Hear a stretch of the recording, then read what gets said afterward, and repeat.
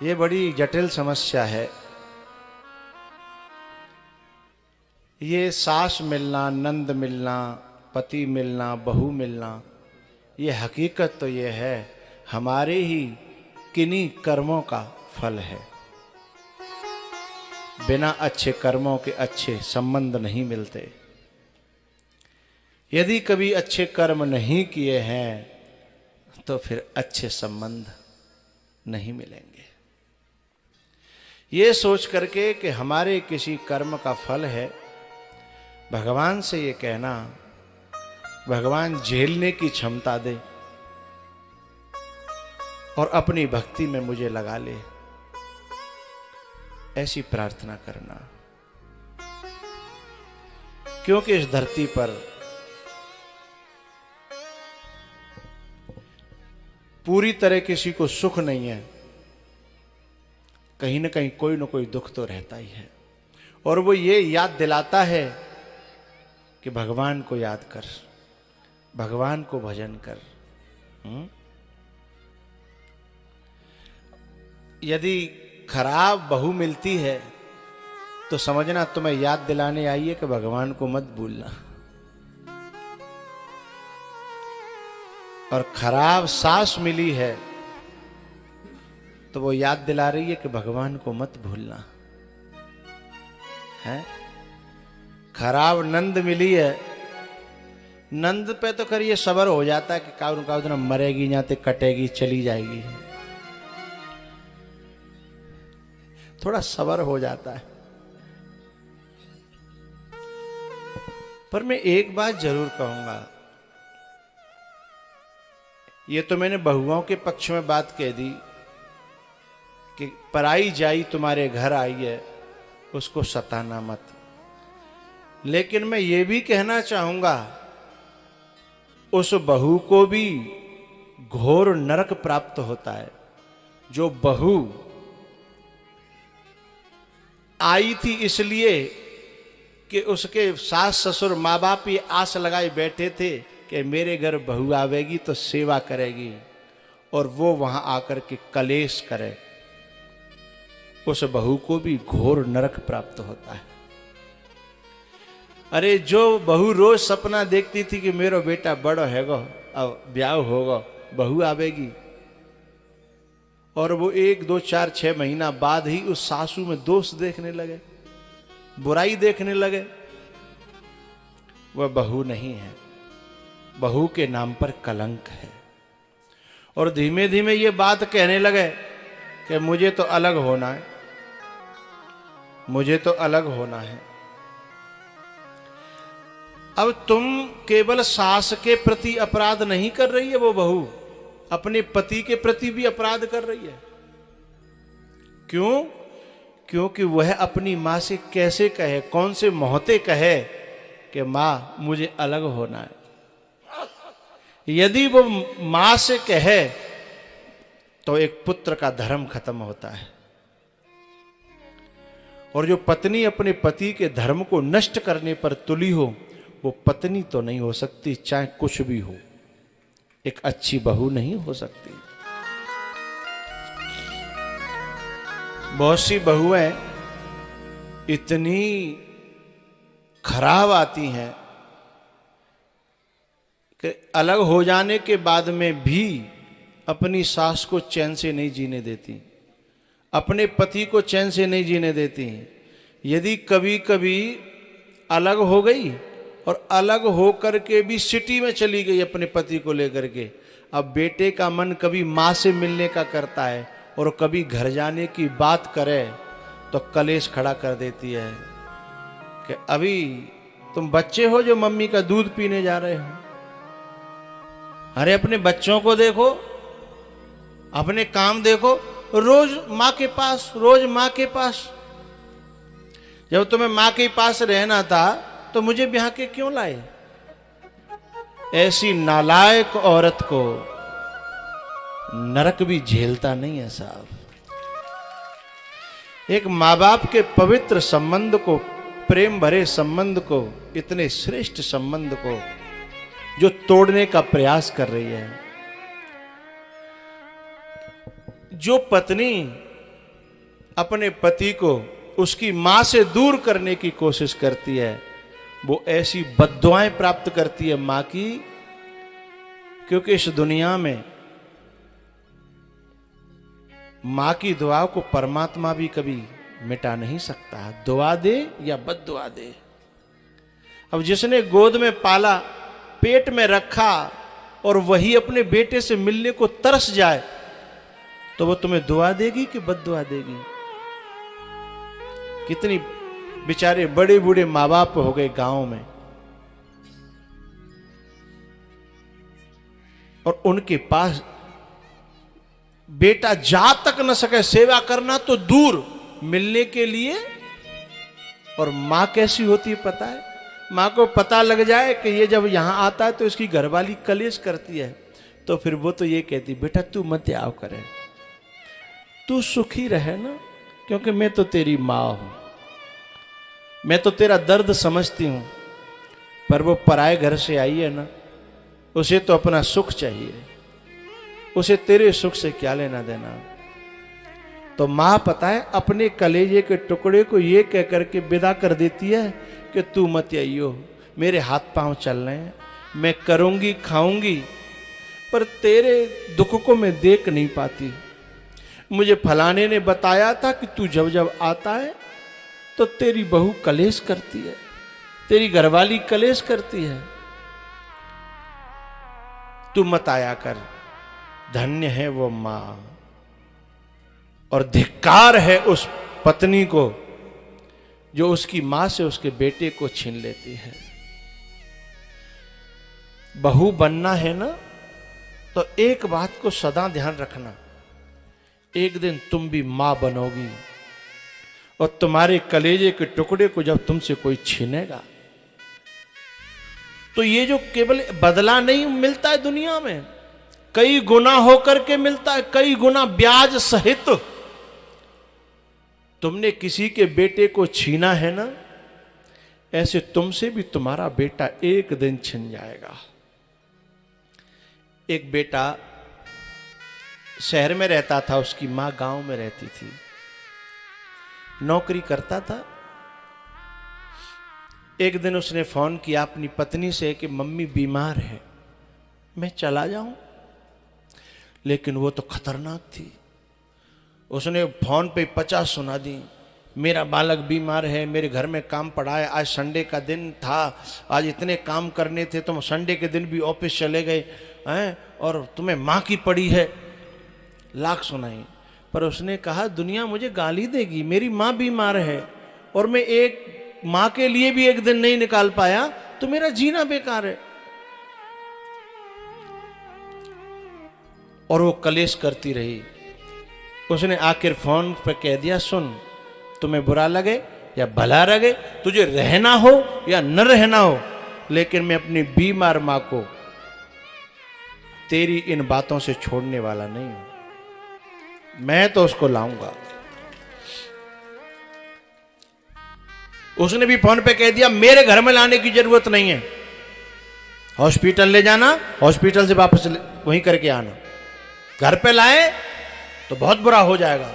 इतनी नालायक, इतनी नफरत। जिसने तेरे को अपना बेटा दिया, अपनी संपत्ति दी, और अभी भी जो कर रही है वो तुम्हारे लिए ही तो कर रही है। अभी भी बेचारी बूढ़ी है, हाथ पांव नहीं चलते, फिर भी लगी रहती है। काहे को? घी बना लेती है घर पे। काहे को? कि मेरी बहू को पहुंच जाए, बालक है, वे 12 है, मेरी बहू खा लेगी। और ये नालायक बेटा घर पे जा रहा है तो कुछ दे ना आवे, और ये तो मां तो तैयार कर रही है, कुछ तैयार है जाए तो बेटा को भेज दूं, बहू को भेज दूं। और ये बहू नालायक क्या कह दिया, तुमको आज तनख्वाह मिली है ना, इसलिए तुम गांव जा रहे हो, तुम मुझे बताते नहीं हो क्या? माँ बाप को तनख्वाह में से 10% भी देने का अधिकार नहीं रहा है? अपनी बेटा कमा रहा है, उस पर भी अपना अधिकार कर लेती है। ऐसी बहू को बार बार धिक्कार देता हूं मैं व्यासपीठ से। वो बहू नहीं है, वो तो कुल की कलंकिनी है। ऐसी बहुओं के मां बाप सचमुच में राक्षस रहे होंगे जिन्होंने ऐसे संस्कार दिए। मां बाप की सेवा में बेटा को जाने से रोक रही है। पता है, जब वो चला गया और शाम को लेट अवेर और मां को लेकर के घर पे आया, और जैसे वो अंदर घुसा और उसका तो वही तेवर, वही बेहूदी बातें। उसने कहा कि मैं मां को लेकर के आया हूं क्योंकि रात हो गई थी, इसलिए मैं मां को, गांव दूर था तो मैं घर पे ले आया हूं, कृपया प्लीज कलेश मत करना मेरी मां से। उसने आंखें निकाली कि तुम यहां लेकर के चले आए, मैंने तुमसे लाख बार मना किया था। इसने कहा एक रात की बात है, सुबह में डॉक्टर को दिखाऊंगा और उसके घर छोड़ आऊंगा। कहती है काफी लड़ने के बाद, सुनो मैं अपने कमरे का दरवाजा बंद कर रही हूं, मुझे उसका मुंह नहीं देखना, तुम अपने कमरे में ले जाओ और सुबह छोड़ आना।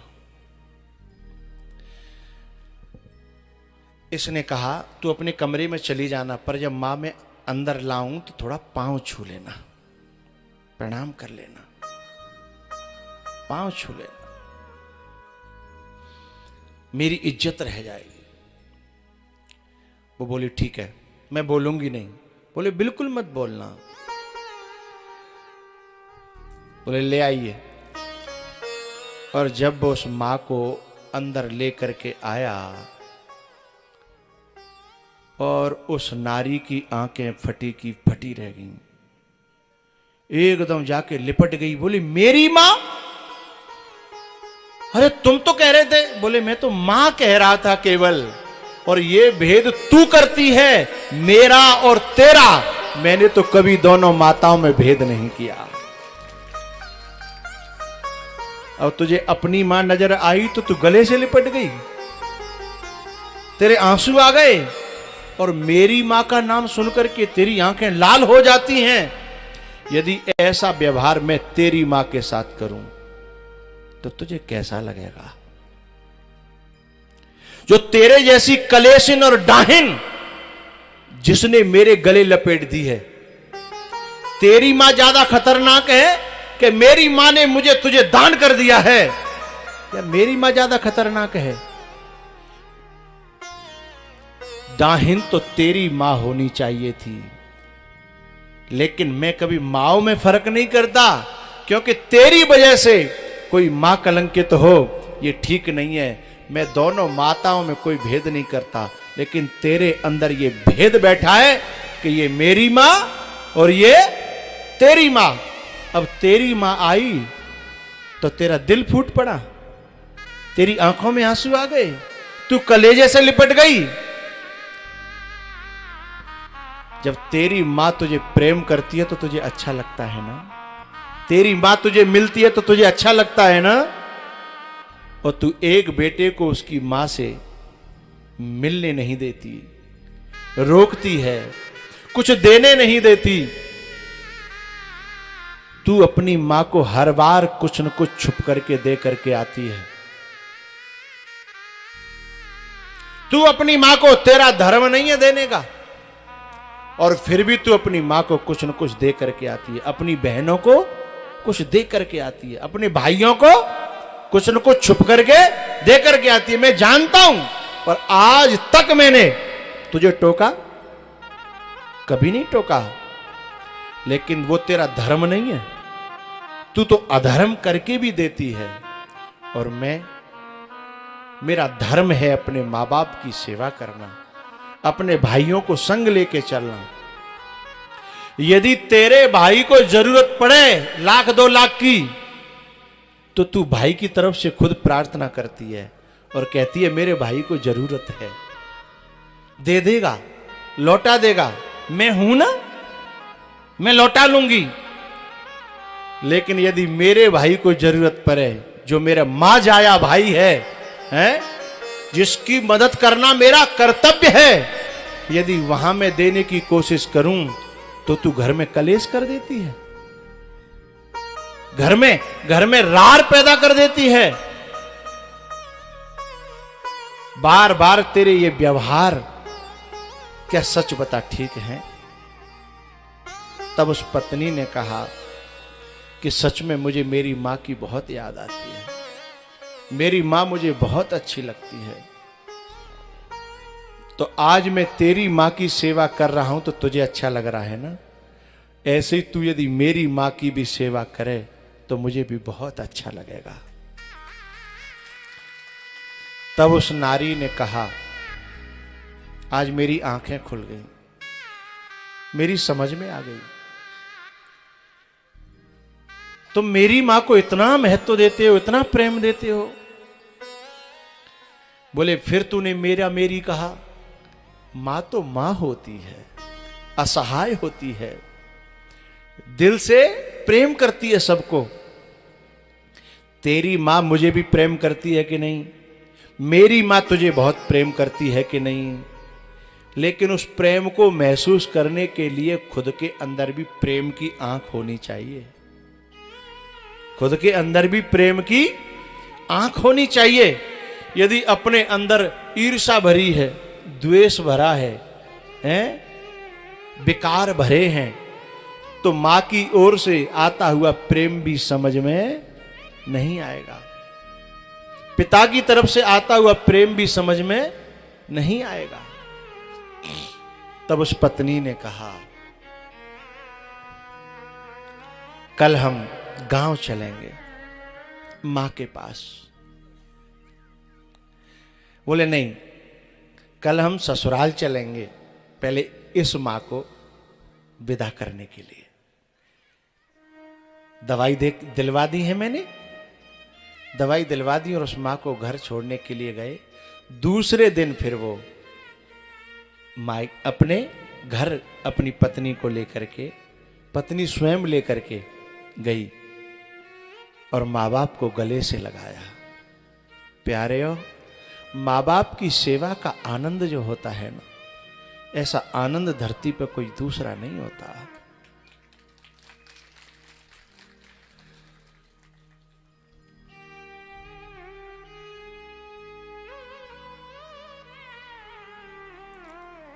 हम लोगों ने माँ बाप की जगह पर शहरों में जाकर के कुत्तों को पालना चालू कर दिया है और माँ बाप को ठोकर देना प्रारंभ कर दिया है। उसी का परिणाम है कि आज कोई भी इस संसार में सुखी, कुत्ता पालते हैं, पूछो किस लिए पाला है?